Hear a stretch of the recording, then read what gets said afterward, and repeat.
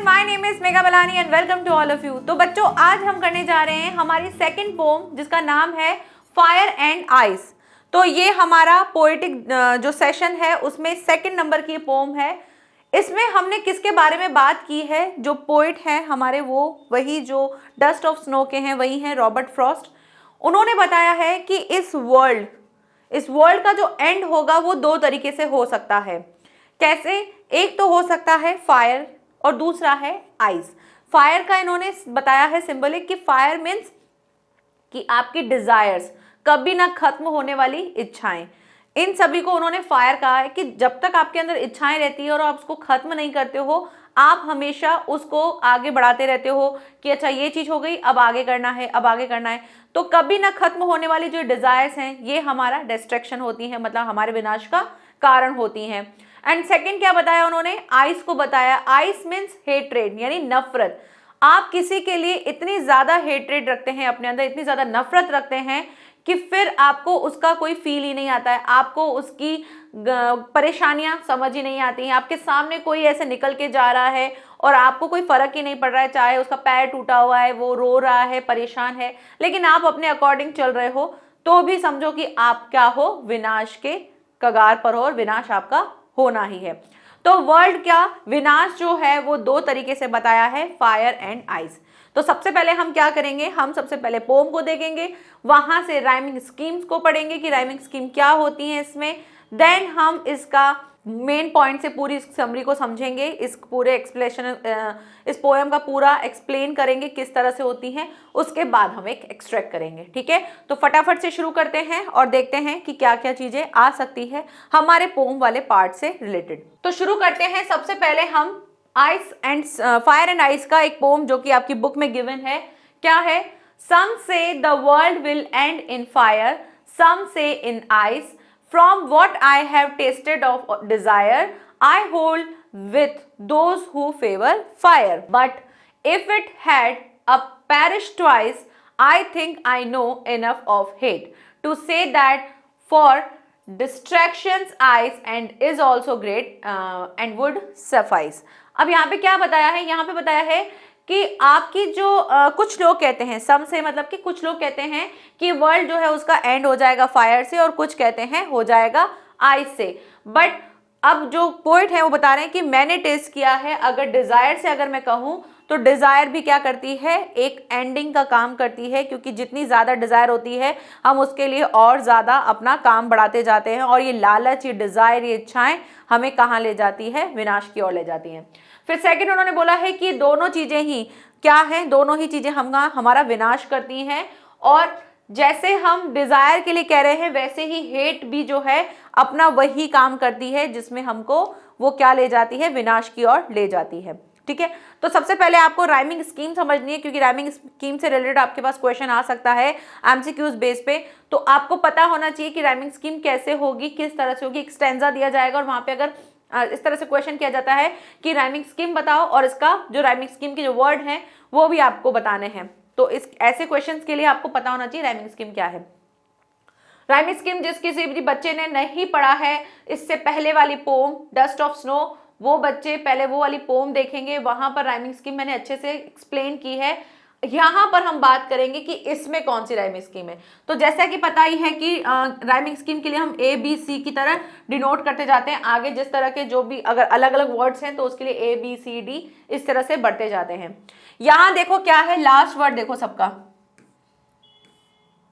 ठीक है, यहाँ क्या है? फायर, एक नया साउंड है ए। Ice, fire ice, sound different है, फायर आइस अलग है, साउंड बिल्कुल डिफरेंट है। इसको दिया ए, इसको दे दिया बी। अब fire desire, fire desire, fire desire similar है, तो इसको हम दे देंगे अगेन ए। फिर फायर, फायर आ रहा है तो फिर से वही रिपीट हो रहा है फर्स्ट वाला ही, तो दे देंगे ए। तो यहां से राइमिंग स्कीम क्या बनी? यहां से राइमिंग स्कीम बनी ए बी ए ए। ठीक है, फर्स्ट स्ट्रेंजा में राइमिंग स्कीम क्या बनी? ए बी ए ए। ठीक है, अब नेक्स्ट वाली देख लेते हैं। जरूरी नहीं है कि ए की पोम में एक ही वाला राइमिंग स्कीम चले, हर स्टैंजा का अलग अलग राइमिंग स्कीम हो सकता है। तो आपको हर बार जब भी कभी मिले तो ऐसा मत करना कि पहले वाले को देख के दूसरे वाले में बोलोगे हाँ इसमें भी यही होगी, ठीक है। नेक्स्ट है ट्वाइस, हेट, आइस, ग्रेट, ठीक है, एंड सफिस। ये थोड़ा अलग आ गया। तो यहाँ पे क्या है ट्वाइस, तो ट्वाइस तो ए डाल देंगे, ठीक है। हेट ये थोड़ा डिफरेंट है ट्वाइस से, तो बी रख देंगे। फिर ट्वाइस आइस, ये ए सेम ही है। फिर ग्रेट हेट सेम सेम है, तो बी डाल दिया। सफाइस, सफाइस क्या है ट्वाइस के जैसा ही साउंड कर रहा है, तो फिर से क्या दे देंगे ए दे देंगे। तो अब यहां से अगर हम राइमिंग स्कीम निकालें तो क्या क्या है ए बी ए। बताओ ये बात समझ में आ गई कि राइमिंग स्कीम हमको ऐसे निकालनी होती है। आपको लास्ट वर्ड जो है उनके साउंड्स को सुनना है, उनके साउंड्स को सुन करके आपको लिखना है कि क्या साउंड आ रहा है। जिसका सिमिलर है उसको रिपीट कर देना, जिसका डिफरेंट है ए बी। अब मान लो यहाँ पर कोई और वर्ड होता तो हम ए बी सी लिख देते, ठीक है। फिर से अगर रिपीट होता तो फिर से ए बी सी लिखते, तो राइमिंग स्कीम बन जाती ए बी सी, ठीक है। आपको वर्ड्स लास्ट वाले वर्ड्स को देख के लिखना है। ये हो गई इसकी राइमिंग स्कीम। फर्स्ट स्टैंजा की देखो अलग है और सेकंड स्टैंजा की अलग है, तो स्टैंजा वाइज आपको हर बार देखना है कि इसकी राइमिंग स्कीम क्या होगी। ये तो हुई राइमिंग स्कीम की बात। अब बात करते हैं यहाँ से मेन पॉइंट से हमें समझना है कि एग्जैक्टली क्या बताया गया इस पोम में। तो पोइट जो कि रॉबर्ट फ्रॉस्ट हैं, उन्होंने बताया है the poet feels that this world of ours will come to an end. उन्होंने बताया है, उन्होंने फील किया है कि ये जो वर्ल्ड है, जो हमारा वर्ल्ड है वो क्या हो जाएगा एंड हो जाएगा, ऐसा उनको फील होता है। और ऐसा फील किस वजह से होता है, he is not very clear when the end will come। वो बिल्कुल क्लियर नहीं है कि जो दुनिया है वो कब खत्म होगी। आपसे अगर कोई क्वेश्चन करेगा कि दुनिया कब खत्म होगी तो आपको पता चलेगा क्या? नहीं, हमारे पास कुछ आंसर ही नहीं है इसके लिए कि हाँ कब खत्म होगी। पर हाँ ये पता है कि कभी ना कभी दुनिया का अंत होगा, लेकिन ये नहीं पता है। लेकिन पोएट बता रहे हैं कि मेरे हिसाब से जो दुनिया का अंत होगा वो कब किन वजह से होगा, दो कारणों की वजह से होगा। तो वो क्लियर नहीं है बट उनको लगता है कि दुनिया का अंत होगा। He comes to this conclusion on the basis of what people say on this subject। तो वो फिर क्या कर रहे हैं, वो एक कंक्लूजन पर आते हैं, एक निर्णय पे आते हैं। और वो किस बेसिस पे होता है कि लोग जो हैं इस सब्जेक्ट पे क्या कहते हैं, उनका क्या मानना है, उस चीज को उन्होंने कंक्लूजन करते हुए लोगों के बारे में बताते हुए कुछ चीजें निकाली हैं। क्या? He seems to show his agreement at what people say regarding the ending of the world। वो क्या कहते हैं, वो उन्होंने क्या देखा है, उन्होंने देखा है कि लोग जो हैं उनके एग्रीमेंट, उनके जो चीज़ें जो कही गई हैं उस पे वो निश्चित करते हुए क्या बता रहे हैं कि पीपल जो हैं, लोग कहते हैं कि ये वर्ल्ड जो है एंड हो जाएगा। किन चीज़ों की वजह से एंड हो जाएगा? On the basis of what people think. किसके बेसिस पर, कि लोग क्या सोचते हैं, उससे रिलेटेड क्या बोलना चाहते हैं poet. The poet believes, poet जो है वो विश्वास करते हैं दैट दिस वर्ल्ड, ये जो वर्ल्ड है, ये जो संसार है, will come to an end, जो कि क्या हो जाएगा, एंड हो जाएगा, by the two highly contrasting but powerful elements of nature, fire and ice.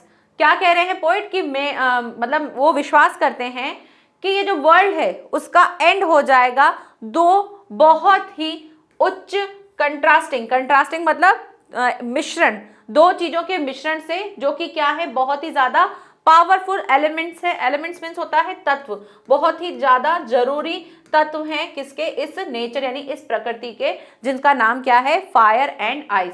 ये दोनों प्रकृति की चीजें हैं और ये दोनों चीजें बहुत ज्यादा हमको आगे ये चीज दिखाने में काम कर रही हैं कि इस वर्ल्ड का जो एंड है वो इन दो चीजों से हो जाएगा। अब ऐसा फायर एंड आइस क्या बताया है, सिंबॉलिक कैसे किया है, वो बताएंगे अभी आगे। ईदर फायर और आइस और both will be the cause of the ending of the world। उन्होंने क्या कहा है, फायर और आइस दोनों ही जो हैं क्या होंगे, कारण होंगे इस संसार के खत्म होने का। ये चीज कह रहे हैं, फायर और आइस दोनों ही जो है कारण हो सकते हैं किसका, इस वर्ल्ड को खत्म होने का, ये कारण दोनों हो सकते हैं। कैसे? देन द पोइट लिंक्स, अब पोइट जो है वो लिंक कर रहे हैं इन चीजों को ह्यूमन बींग से। भाई ऐसा तो फायर और आइस को वो कैसे दिखाना चाहते हैं, ये अगर वैसे नॉर्मल अगर आप सोचो तो अगर चारों तरफ फायर हो जाएगी तो भी क्या होगा, वर्ल्ड एंड हो जाएगा। और चारों तरफ अगर आइस ही आइस हो जाए तो भी क्या हो जाएगा, हम ठिठुर ठिठुर के ही वहीं पर ही मर जाएंगे। तो दोनों चीजें तो ये हैं, लेकिन पोएट ने इसको ह्यूमन थिंग से भी लिंक करते हुए बताया है। क्या कहा है?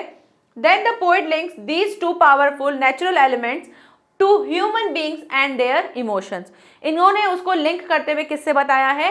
ह्यूमन बींग्स यानी कि इंसानों से, और उनके इमोशन से, और उनकी जो भावनाएं हैं उनसे उन्होंने लिंक करते हुए बताया है। क्या कहा है? इन द फर्स्ट स्टैंजा, जो आपने फर्स्ट स्टैंजा देखा है, उस स्टैंजा के अकॉर्डिंग क्या कह रहे हैं पोएट? वो कहते हैं the poet shows his agreement with those who believe that fire will cause the end of the world। तो पोएट जो है वो शो करते हुए, एग्रीमेंट करते हुए ये बता रहे हैं कि जो लोग बिलीव करते हैं फायर पर, तो वो फायर से वर्ल्ड जो है एंड हो सकता है। क्योंकि फायर को उन्होंने क्या बताया है? He links the element of fire to human emotion of desires and passions. उन्होंने क्या बताया है कि ये जो फायर है, उन फायर को उन्होंने लिंक किया है ह्यूमन के इमोशन से, जिसमें कि क्या है? डिजायर यानी कि इच्छा, और पैशन, पैशन मतलब जुनून, किसी चीज को पाने का जुनून जो है वो उन्होंने बताया है कि लोग जो हैं, अगर किसी चीज, अब मान लो आपको कोई चीज चाहिए और आपके अंदर उस चीज का पैशन है, तो आप उसके लिए क्या करोगे? उसके लिए आप बिल्कुल किसी भी हद तक चले जाओगे। तो किसी भी हद तक जाना वो भी तो गलत है ना, क्योंकि अगर आप किसी चीज का हद नहीं समझ पा रहे हो और उसको करने के लिए बस पागल हुए जा रहे हो, पता है कि भाई पैसा चाहिए, लेकिन आपको ये नहीं पता है कि कितना चाहिए, आपको बस पैसा चाहिए, बस आप लगे हुए हो, पैसा लिए जा रहे हो, फिर चाहे वो गलत चीज करके हो रहा हो, कैसे भी हो रहा है, आपका काम है कि मेरे पास पैसा आना चाहिए, तो वो क्या है? वो वर्ल्ड का एंड होने का एक रीजन हो सकता है। तो वही चीज उन्होंने बताई है कि ह्यूमन से लिंक करते हुए उन्होंने बताया है कि डिजायर और पैशन जो है वो हमारे लिए क्या हो सकते हैं? एक इंसान के एंड होने का कारण हो सकते हैं। भाई वर्ल्ड किससे बना है? हम ह्यूमन से बना है, और अगर हम ह्यूमन से नहीं रहेंगे तो फिर वर्ल्ड किस काम का रहेगा? तो उन्होंने इस तरह से बताया, uncontrolled fire of passion and the desire may lead us to the end of this world. Control ना होने वाली जो हमारा पैशन है, जो हमारी इच्छाएं हैं, वो हमको करती हैं क्या? लीड, मतलब कि हमको आगे ले जाती हैं इस वर्ल्ड के एंड होने में। ठीक है, next, then the poet comes to the second alternative that the can cause the end of this world. और फिर पोएट जो है अब आते हैं हमारे सेकंड ऑल्टरनेटिव यानी कि दूसरे विकल्प पर, और वो दूसरा विकल्प क्या था? वो था हमारा क्या? वर्ल्ड का दूसरा एंड होने वाला आइस। अब आइस के लिए उन्होंने क्या कहा है? It is the ice which can also cause the end of the world. दूसरा क्या है? दूसरा कारण है आइस, और आइस भी जो है वर्ल्ड के एंड होने का कारण है। In term of human emotion, अगर ह्यूमन इमोशन से अगर हम इसको समझे तो आइस का मीनिंग उन्होंने क्या बताया है? हेट। हेट मीन्स नफरत। Created by cold reasoning. Cold reasoning क्या होता है? जब आपने कई बार सुना होगा कि हम दोनों के बीच में कोल्ड वॉर चल रही है, तो कोल्ड वॉर मतलब ऐसा नहीं कि बर्फ उठा उठा के एक दूसरे को मार रहे हैं।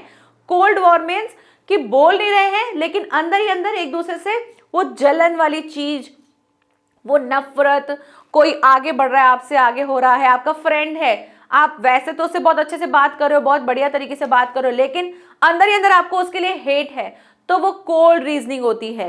अंदर से आप बिल्कुल खत्म हो रखे हो, उसके लिए बहुत गलत चीज सोचते हो, आप सोचते हो कि वो पढ़ाई नहीं करे, वो कोई चीज आगे नहीं बढ़े, ये चीज आपके अंदर आती है। तो ये क्या है? ये भी हमारे एंड होने का कारण है। ये वर्ल्ड जो है एंड इस वजह से भी हो सकता है कि हम अपने अंदर से बिल्कुल सारी चीजें खत्म ही कर दें, इतनी ज्यादा नफरत रखें कि लोगों का दुख तक हमको ना दिखाई दे। यही चीज को उन्होंने आइस के लिए बताया है। ठीक है, तो अगर ह्यूमन इमोशन से देखें तो आइस का मीन्स क्या है? हेट, और जो कि क्रिएट करती है क्या? कोल्ड रीजनिंग, कि मतलब एक अंदर ही अंदर एक कारण चलता रहता है जिसके लिए हम सामने वाले से घृणा करते जाते हैं। Cool and calculated icy reasoning can be lead to the hate and can be the cause of the end of this world. और कूल और कैलकुलेटेड क्या है?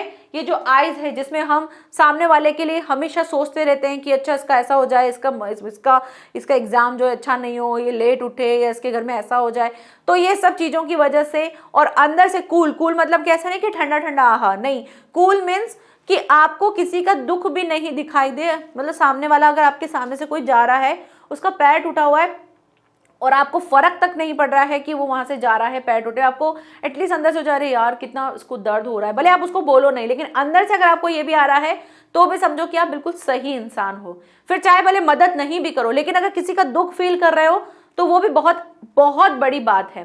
तो अगर जो अंदर से बिल्कुल ऐसा हो जाए कि उसके सामने से कोई भी निकल के जा रहा है, कोई उसके सामने रो रहा है, उसे कोई फर्क ही नहीं पड़ रहा है, तो वो आइस की कैटेगरी में आते हैं।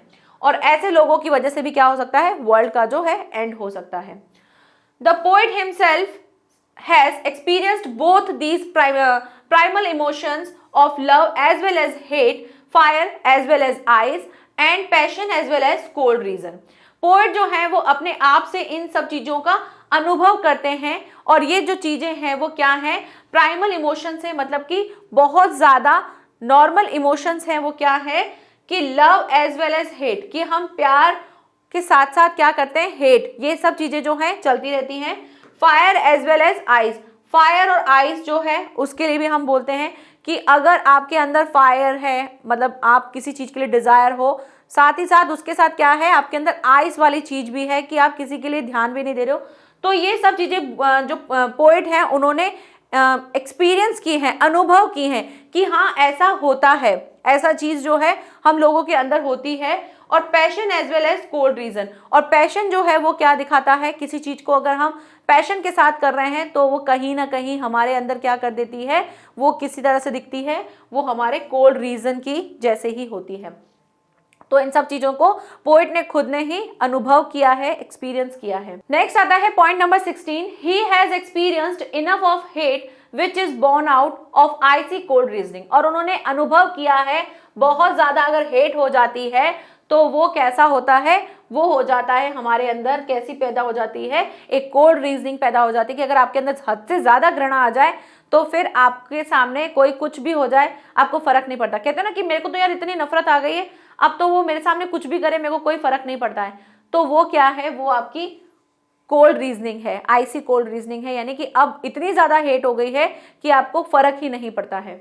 Next, in the end Frost agrees, Frost यानी कि जो हमारे पोएट है वो कह रहे हैं कि एंड में जो है फ्रॉस्ट जो है वो एग्री करते हैं दैट इट डजंट मैटर, कि कोई मैटर नहीं करता है वेदर इट इज फायर और आइस, कोई मैटर नहीं करता है कि आपके अंदर कैसी चीज है, आप फायर वाले यानी कि डिजायर पैशन है आपके अंदर, या आप बहुत ज्यादा कूल या फिर क्या कहते हैं कोल्ड रीजनिंग है आपके अंदर, कोई फर्क नहीं पड़ता है। बोथ कैन, दोनों ही जो है क्या है, cause the end of the world, दोनों ही क्या है, इस संसार के खत्म होने के कारण है, फिर चाहे कोई भी हो, फायर हो चाहे आइस हो। आइस और हेट, आइस को उन्होंने क्या बताया है, हेट की तरह कहा है। आइस और hate born out to cold reasoning is quite sufficient for causing the end of the world। Ice यानी कि हेट जो है वो बॉर्न होती है हमारी कोल्ड रीजनिंग की वजह से, और वो एकदम सफिशिएंट, बिल्कुल सही है for the causing of the end of the world, जो कि बिल्कुल सही मानी जाती है, सही तरीके से मानी जाती है कि इससे क्या हो सकता है, वर्ल्ड का एंड हो सकता है। ठीक है, तो ये सभी कुछ हमको बताया गया है इस पोम में कि कैसे एक फायर और आइस जो है वो हमारे एंड होने का कारण हो सकती है। अब आपको मेन यहाँ से क्वेश्चन कैसे निकलेंगे कि आप फायर को क्या फायर किस चीज का सिंबॉलिक करता है, तो आपको फायर बता सकते हो कि फायर जो है हमारे लिए डिजायर, पैशन, ठीक है, ये सब चीज दिखाता है, और आइस जो है वो हमें हेट दिखाती है, किसी चीज के लिए हम कोल्ड रीजनिंग रखते हैं, हम बहुत ज्यादा एक्सप्रेसिव नहीं होते हैं किसी चीज के लिए, वो सारी चीजें हमको क्या दिखाती हैं, आइस के लिए दिखाती हैं, और वो भी क्या है, दोनों ही कारण है हमारे इस वर्ल्ड के एंड होने का। ठीक है, अब ये इसके बाद क्या है, इसके बाद आ जाता है सेंट्रल आइडिया, जो कि बहुत इंपॉर्टेंट है। तो आप इन सभी पॉइंट से भी सेंट्रल आइडिया लिख सकते हो, लेकिन हम सेंट्रल आइडिया एक बार अच्छे से देखेंगे कि हमें कैसा लिखना होता है। सेंट्रल आइडिया देखिए, central idea of the pome fire and ice is an extremely compact little lyric. क्या दिखाया है, बहुत ही छोटे लिरिक, बहुत ही छोटे शब्दों में आपको ये जो है एक अच्छी चीज समझाई गई है, जो कि बहुत ही ज्यादा एक्सट्रीमली मतलब बहुत ही ज्यादा प्यारी है। The theme of the poem, ये पोम की जो थीम है वो क्या है, is the age old question, कि जैसे जैसे आप बढ़ते जा रहे हो, एक उम्र के दौरान आपसे एक क्वेश्चन जो है, एक प्यारा क्वेश्चन आपके सामने आया है कि क्या करना है, कि आप जब बड़े हो रहे हो, अब आप अभी से ही इस चीज को समझ रहे हो, तो ये आपके लिए बहुत अच्छा है कि फायर नहीं होनी चाहिए, कोल्ड, मतलब फायर वैसी वाली फायर रखो आप अपने अंदर कि हाँ मुझे कुछ करके दिखाना है, लेकिन उस करके दिखाने के लिए कुछ भी नहीं कर देना है, ऐसा नहीं होना चाहिए ना। The question is whether the world will end in fire और आइस। क्वेश्चन जो था, जो किसके ऊपर था, कि वर्ल्ड का एंड जो है वो कैसे हो सकता है, या तो फायर से हो सकता है या तो आइस से हो सकता है।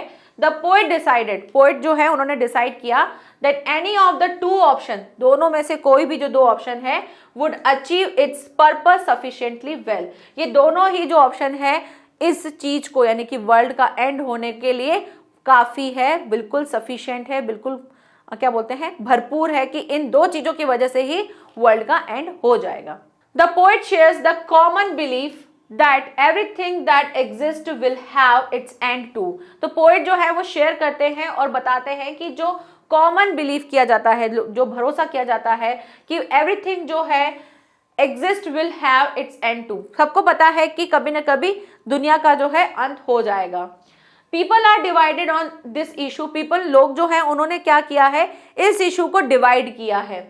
Some think that the natural elements of fire will cause destruction of this world. कुछ लोग जो है वो क्या सोचते हैं कि नेचुरल एलिमेंट्स जो है, नेचुरल प्राकृतिक तत्व जो है जिसमें कि फायर जो है वो कारण हो सकता है किसका, डिस्ट्रैक्शन का। डिस्ट्रैक्शन मीन्स क्या होता है, विनाश, ठीक है, विनाश का कारण क्या हो सकता है, फायर हो सकता है। एंड अदर बिलीव, बाकी के जो है वो बिलीव करते हैं कि आइस जो है वो भी क्या हो सकता है, कारण हो सकता है वर्ल्ड के एंड होने का। Putting in terms of human emotions, इन चीजों को, इन टर्म्स को उन्होंने कैसे लिया है, ह्यूमन इमोशंस में लिया है। The elements of fire, elements of fire यानी कि फायर को उन्होंने दिखाया है stand for passion, desire and love, ठीक है, कि फायर को उन्होंने किस तरह से दिखाया है, पैशन के लिए, डिजायर के लिए और लव के लिए, इच्छा के लिए, प्यार के लिए और जुनून के लिए उन्होंने फायर को स्टैंड किया है। और unlimited passion and desires can cause the end of the world, और अनलिमिटेड, ना खत्म होने वाली जो डिजायर्स हैं, जो पैशन है, वो क्या हो जाती है, इस वर्ल्ड के एंड होने का कारण हो जाती है। तो इस तरह से आपको दोनों चीजों को ऐड करते हो अपने सेंट्रल आइडिया को लिखना है। तो सेंट्रल आइडिया में आप क्या लिखोगे, पहले तो आप पोएम का नाम लिखोगे, पोएट का नाम लिखोगे, और उसके बाद ये दो जो चीजें हैं, नेचुरल एलिमेंट्स हैं, उनको ह्यूमंस के साथ कॉन्ट्रैक्शन करते हुए क्या दिखाओगे कि ये दो चीजें जो हैं हमको दिखाती है। जैसे फायर के लिए लिख देना, fire stand for love, passion and desire, and I stand for what, for hatred, ठीक है, हेट्रेड दिखा सकते हो। नेक्स्ट आता है the poet has experience both these emotion, poet ने दोनों ही जो इमोशंस है उनको एक्सपीरियंस किया है। It doesn't matter how the world will and, ये मैटर नहीं करता है कि वर्ल्ड कैसे एंड होगा। इवन हेट जो है वो भी क्या करती है, कोल्ड और आइजी, कोल्ड रीजन जो है वो भी सफिशिएंट है लोगों के डिस्ट्रैक्शन यानी कि विनाश होने का कारण, और इस वर्ल्ड का विनाश होने के कारण ये दोनों चीजें ही सफिशिएंट है, किसी और चीज की जरूरत नहीं है, ठीक है। तो यहाँ पर ये हमारा सेंट्रल आइडिया जो है पोम का वो कंप्लीट होता है। राइमिंग स्कीम से रिलेटेड क्वेश्चन आ जाएगा, ठीक है। सेंट्रल आइडिया जो कि आता ही है तो वो किसी से भी आ सकता है। आपको सेंट्रल आइडिया में जैसे कि मैंने बता दिया, आप पोम का नाम लिखेंगे, पोएट का नाम लिखेंगे, और ये दोनों रीजन है उनको आप लिख देंगे, ठीक है। बाकी अगर आपको एक्स्ट्रा नहीं समझ में आता है तो उसको छोड़ देना, लेकिन जो मेन चीजें हैं वो जरूर लिख देना कि यहाँ पर किसके बारे में बताया, भाई ह्यूमन इमोशन जो है उनको रिलेट किया गया है हमारे नेचुरल एलिमेंट से, ठीक है। नेक्स्ट आता है, इसमें हमको एक एक्सट्रैक्ट मिलेगा, उस एक्सट्रैक्ट के साथ हमको क्वेश्चंस मिलते हैं और उन क्वेश्चंस के आपको आंसर्स लिखने होते हैं। तो फर्स्ट जैसे कि एक्सट्रैक्ट ये वाला ही ले लेते हैं। Some say the world will end in fire, some say in ice, from what I have tasted of desire I hold with those who favour fire. एक बार लाइन को फटाफट समझ लो कि कुछ लोग कहते हैं कि वर्ल्ड का एंड फायर से होगा और कुछ कहते हैं आइस से होगा। From what I have tasted of Dzire, और जब मैंने डिजायर को टेस्ट किया यानी कि जब मैंने डिजायर इच्छाओं को देखा, I hold with those who favour fire, तो मैं उन लोगों के फेवर में चला गया जो फायर को सपोर्ट करते हैं। तो मुझे भी ऐसा लगा कि हाँ, जितनी ज़्यादा आपकी डिज़ायर होती है, आप उस डिज़ायर को कंप्लीट करने के लिए, उसको पूरा करने के लिए, उसको फुलफिल करने के लिए आप हर एक चीज़ तक चले जाते हो, और वही चीज़ हमारे लिए क्या होती है, वही हमारे लिए डिस्ट्रैक्शन होती है, और वही हमारे लिए कॉज ऑफ द वर्ल्ड जो है वो एंड हो जाएगा, उसका एक कारण हो सकती है। ठीक है, तो इस तरीके से आपको ये पूरा स्टैंजा समझ में आ गया। अब आप क्वेश्चंस देख लो, क्वेश्चंस कैसा कैसा है। फर्स्ट क्वेश्चन दे रखा है, what do people think of the world. जो लोग हैं वो क्या सोचते हैं, लोग सोचते हैं कि एक दिन ये वर्ल्ड जो है एंड हो जाएगा, तो उसके लिए लिख देंगे। सेकंड है, what is the poets opinion about the world. Poet का वर्ल्ड के लिए क्या ओपिनियन है, कि उसको लगता है, पोएट को लगता है कि भाई, अब देखो यहाँ पर ओपिनियन पूछा है, तो ओपिनियन अभी हमने इस स्टैंजा के अकॉर्डिंग हम किसके बारे में बात कर रहे हैं, डिजायर यानी कि फायर के बारे में बात कर रहे हैं। तो आप स्टैंजा के अकॉर्डिंग ही अपना आंसर लिखेंगे, ना कि आप फायर और आइस दोनों का लिख देंगे, क्योंकि अभी एक्सट्रैक्ट के अकॉर्डिंग पूछा है, तब तो आप यहाँ पे सिर्फ और सिर्फ किसका लिखोगे, अभी सिर्फ फायर का लिखोगे, क्योंकि ये स्टैंजा जिससे रिलेटेड है उसके अकॉर्डिंग लिखेंगे। बट अगर ये क्वेश्चन आपको नॉर्मली पूछा जाता है, सिंपल यानी एक्सट्रैक्ट में ना देके अलग से क्वेश्चन पूछा जाता है, तब आप यहाँ पे फायर और आइस दोनों का लिख सकते हो। ठीक है, तो इस चीज का ध्यान रखना कि किसके लिए पूछा गया है। फायर एंड आइस मतलब अगर सिंपल अलग से दे रखा है तब तो आप किसका लिखेंगे, फायर एंड आइस दोनों का लिखेंगे। लेकिन अगर ये एक्सट्रैक्ट में पूछा गया तो आपको एक्सट्रैक्ट देखना है कौन सा वाला है, फर्स्ट वाला है सेकंड वाला है। फर्स्ट वाला है तो आप फायर से लिखेंगे, सेकंड वाला है तो आप आइस से लिखेंगे, क्योंकि फर्स्ट वाले में फायर के लिए बताया है, सेकंड वाले में आइस के लिए बताया है। ठीक है, नेक्स्ट है, which two things will destroy the world. कौन सी दो थिंग्स हैं जो कि डिस्ट्रॉय कर देंगी, तो fire and ice. Fire and ice के लिए आप क्या बोल सकते हो, फायर के लिए आप लिख सकते हो, फायर स्टैंड फॉर पैशन, ठीक है, लव, डिजायर, और आइस के लिए आप बोल सकते हो हेट्रेड। ठीक है, तो इस तरह से आप दो चीजों को लिख सकते हो कि कौन सी दो चीजें, तो फायर के लिए आप लिख देना, ऐसा मत लिख देना फायर एंड आइस, सिंपल मत लिख देना। फायर के लिए आप बताना कि fire stand for this and ice stand for this. ठीक है, शुरू करें। आंसर कैसे लिखने हैं आपको मैं बता देती हूँ। इसका आंसर लिख देते हैं। तो देखो भाई, लोग क्या सोचते हैं कि वर्ल्ड का क्या हो जाएगा, लोग ये सोचते हैं कि वर्ल्ड जो एंड हो जाएगा, तो लिख देना द वर्ल्ड हो जाएगा, तो इसलिए the world will be and with fire and ice. Next question क्या है, what is the poets opinion about the world. Poet का ओपिनियन क्या है, पोएट का ओपिनियन यही है कि ये वर्ल्ड जो है एंड हो जाएगा फायर से, क्योंकि फायर जो है किसको दिखाती है, डिजायर्स को दिखाती है, जो कभी ना खत्म होने का एक रीजन है। ठीक है, तो इसके लिए क्या लिखोगे, द पोएट थिंक्स, मैंने थिंग्स क्यों लिखा, क्योंकि इज है ना, the poet thinks that the world by, इसका आंसर मैं यहाँ नीचे लिख रही हूँ, ठीक है, and by fire. He thinks that desire, the root cause of desire is the root cause of the, he thinks that the desire is the root cause। desire क्या है, एक कारण है, जड़ है किसका,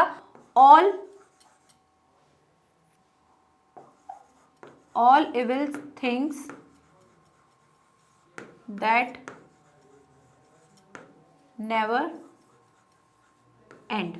ठीक है, क्या लिख सकते हो उसका, कि भाई इन्होंने क्या बताया, पोएट सोचते हैं कि वर्ल्ड जो है एंड हो जाएगा, और उनका सोचना है कि डिजायर जो है वो क्या है, जड़ है, मेन जड़ है किसकी, ऑल इविल थिंग्स, जो भी गलत चीजें हैं उनकी, और वो कभी खत्म नहीं होंगी, दैट नेवर एंड, वो कभी भी खत्म नहीं होंगी।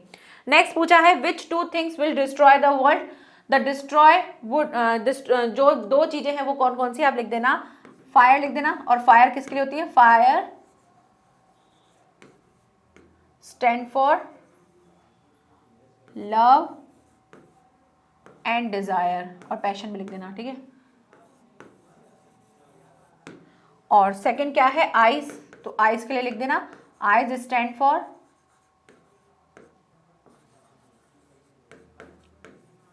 हेट्रेड। ठीक है, आइस क्या दिखाती है, नफरत दिखाती है। ठीक है, तो ये दो इसके आंसर, ये दो तो हैं इसके आंसर, और इसका आंसर मैंने थोड़ा सा यहाँ लिख दिया है, थोड़ा मिक्स हो गया। ठीक है, तो यहाँ पर ये हमारा लेक्चर कंप्लीट होता है, जहां पर हमने फायर एंड आइस को समझा और उसके क्वेश्चन के आंसर। अब देखो यहाँ पे दो चीजें कवर हो रही है, एक तो आपको आंसर राइटिंग करना भी आ गया कि भाई कैसे पोम वाली चीजों को हम आंसर राइट कर सकते हैं खुद की ओन लैंग्वेज में, और ये अगर एक्सट्रैक्ट बेस पे आता है तो सिर्फ आपको छोटी सी हिंट मिलेगी, लेकिन आंसर आपको आपकी अपनी ओन लैंग्वेज में लिखना है। ऐसा नहीं होगा कि जैसे हम पैसेज में देख लेते हैं सीधा सीधा उठा उठा के आंसर लिख देंगे, नहीं, आपको खुद को अपनी ओन लैंग्वेज में आंसर को बनाकर लिखना होगा। ठीक है, तो मिलेंगे नेक्स्ट लेक्चर में जहां पर हम करेंगे इसकी आगे वाली पोम, और तब तक के लिए पढ़ते रहो अच्छे से, सारी चीज़ें कंटिन्यूटी रखते रहो, आंसर राइटिंग करते रहो, जो भी राइटिंग सेक्शन है उसको पढ़ते रहो, रिवीजन करते रहो, क्योंकि एग्जाम्स बहुत जल्दी आने वाले हैं। So best of luck, thank you so much, bye bye and take care.